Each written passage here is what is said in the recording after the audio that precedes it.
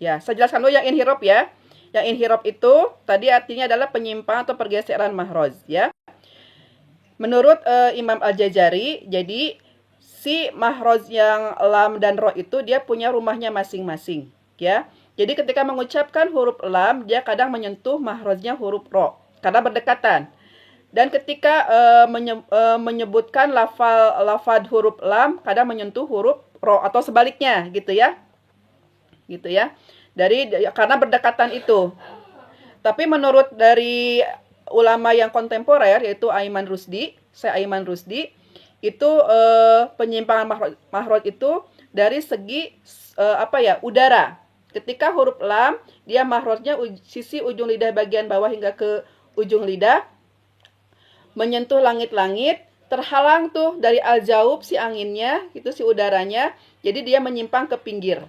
Dia menyimpang ke pinggir si udaranya. Tidak lurus ke depan karena terhalang oleh langit-langit. Sedangkan untuk ro, dia mengerucut ya.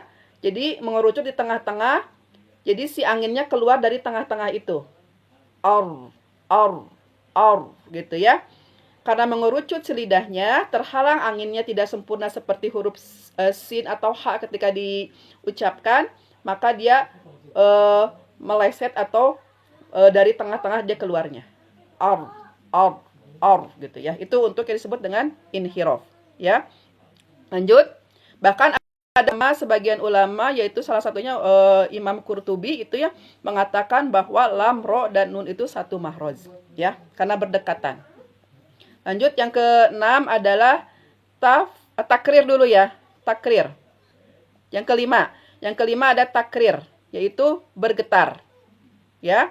Atau sesuatu yang berulang-ulang, itu takrir. Hurufnya ada huruf ro. Ya. Dan huruf ro itu Imam Al-Jazari menegaskan dalam keadaan tasdid maka samarkanlah takrirnya, ya. Wahfi takriron izatu syaddadu. Itu dalilnya dari Imam Al-Jazari. Ya. Lanjut, bukan berarti malah lebih dipertegas ketika dalam keadaan tasdid, dia harus disamarkan. Ar-Rahman, Ar-Rahmat, tidak Ar-Rahman. Hati-hati ya. Yang ke-6 ada tafashi. Hurufnya ada huruf shin. Ya, dia tersebar udaranya deras di dalam mulut kita. Ash gitu ya. Dan kesalahan ketika mengucapkan huruf shin itu biasanya memonyongkan kedua bibirnya. Ash. Ya, padahal tidak ada hubungannya dengan mahraj as-safatain. Kembali lagi ya.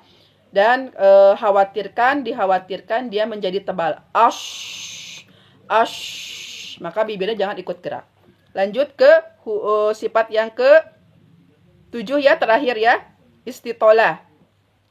Ada huruf dod. Ya, huruf dod. Huruf dod itu artinya apa istitolah itu? Memanjang dari segi mahrajnya, ya.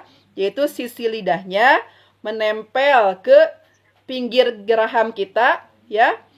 Disertai berbarengan dengan sifat rokhwahnya dan bergerak maju ke depan.